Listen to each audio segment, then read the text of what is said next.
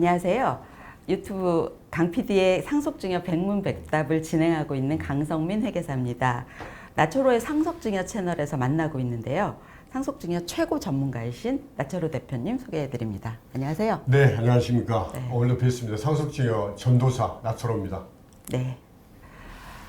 피상속인이 돌아가시면 재산이 어느 정도가 되는가에 따라 상속세가 부과될 수도 있고 아닐 수도 있는데요. 맞습니다. 예. 지난 시간에 뭐 배우자가 없는 경우에는 예. 한 5억 이상이면 예. 배우자가 있는 경우에는 10억 이상이면 상속세를 신고해야 된다는 말씀 해주셨습니다. 그렇습니다. 네. 예. 고인의 재산 가운데는 이렇게 명의 이전이 필요한 재산들도 있잖아요. 예, 예.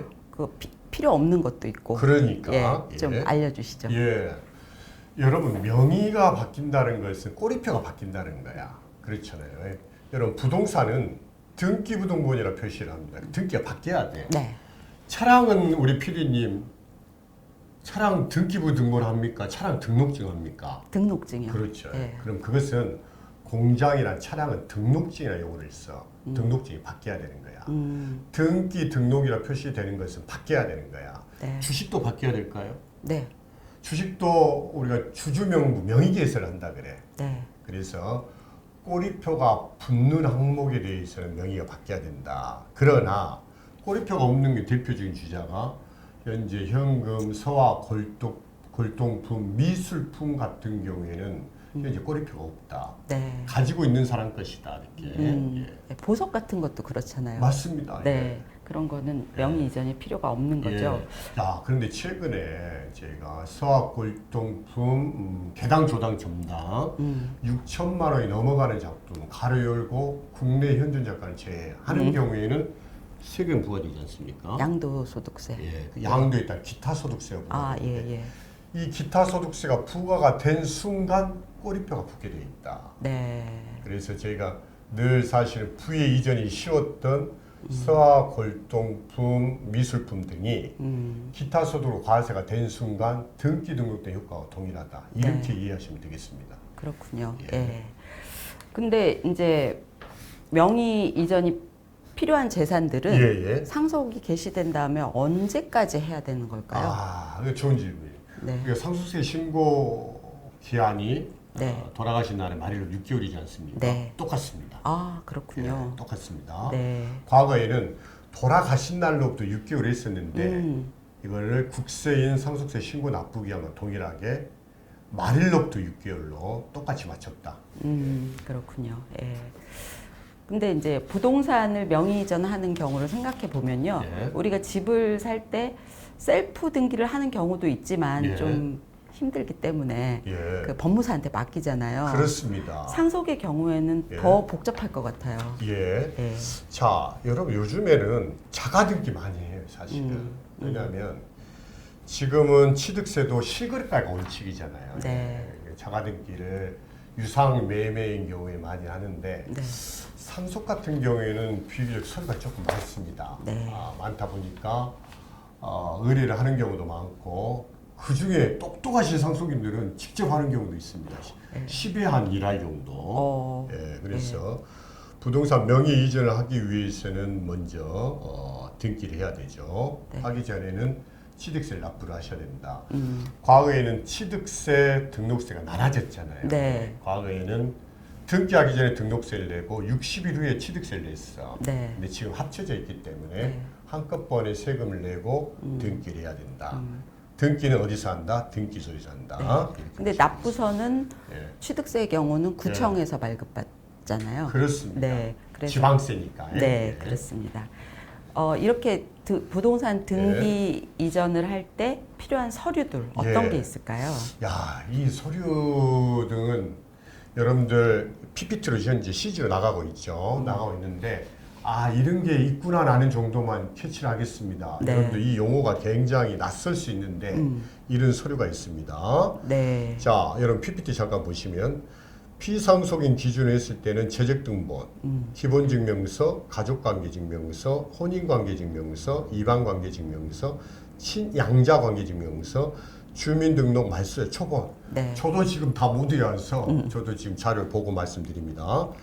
그 다음에 피상속인의 아버지를 기준으로 한 재적등본이 필요하고요. 네. 그다음에 우리 상속인 전원의 기본증명서, 가족관계증명서, 인감도장 증명서, 등본, 신분증이 필요합니다. 여기서 여러분 중요한 것은 부동산이 예를 들어서 제주도도 있고 서울에도 있고 강원도도 있어.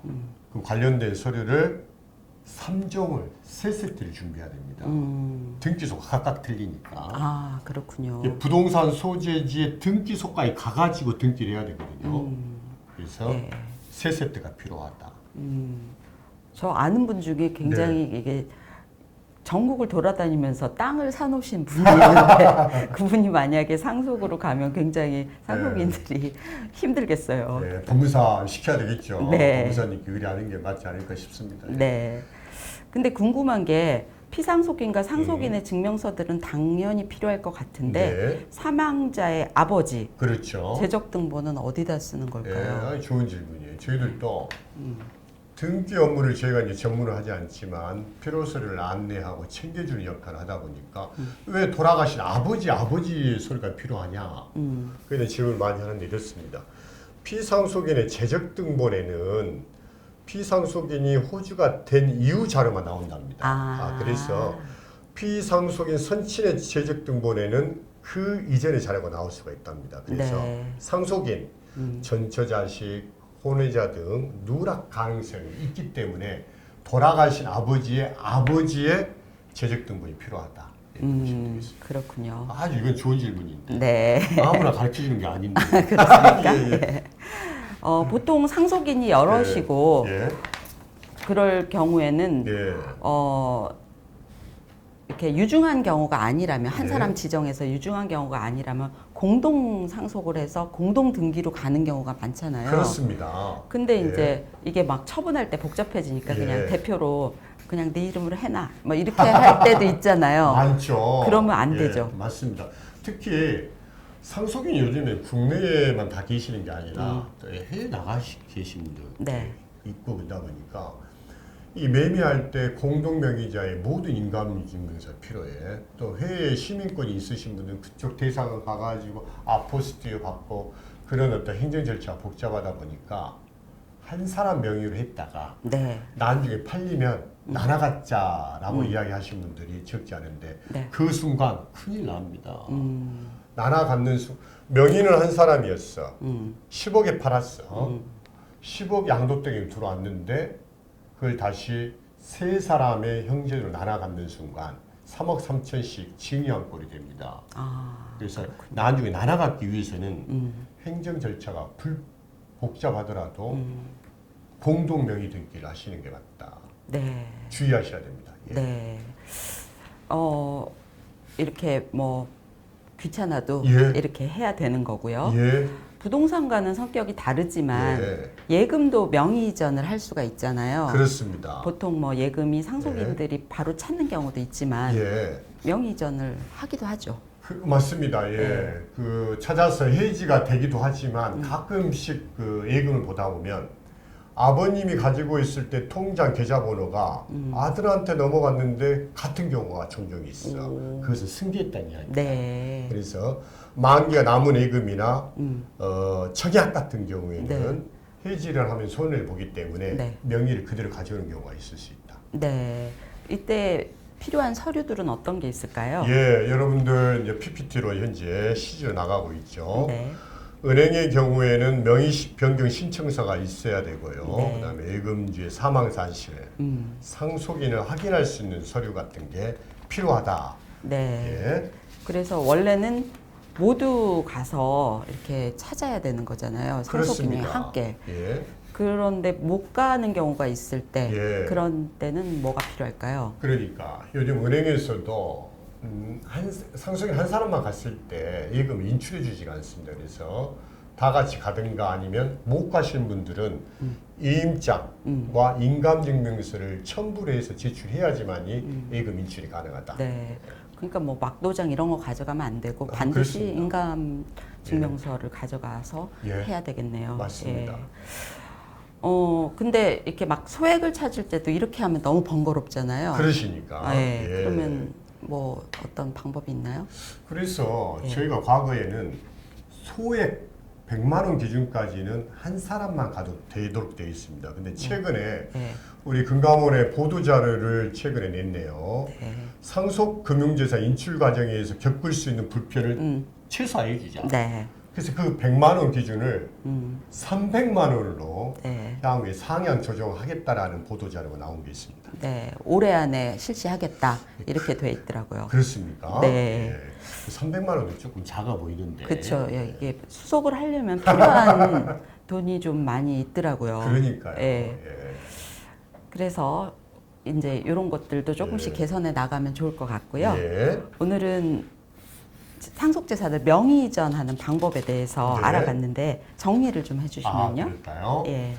오늘 이 시간에는 등기 등록의 어떤 필요성을 이야기했는데 네. 신고 납부 기한은 상속세와 동일하다 말씀드렸고 그보다 더 중요한 것은 명의대로 나중에 팔렸을 때 양도 등을 나눠 가져야 되기 때문에 네. 각별히 유의하셔야 된다. 네. 오늘 핵심이었습니다. 네. 오늘도 상속증여 전도사 나트표로 대표님 너무 감사합니다. 감사합니다.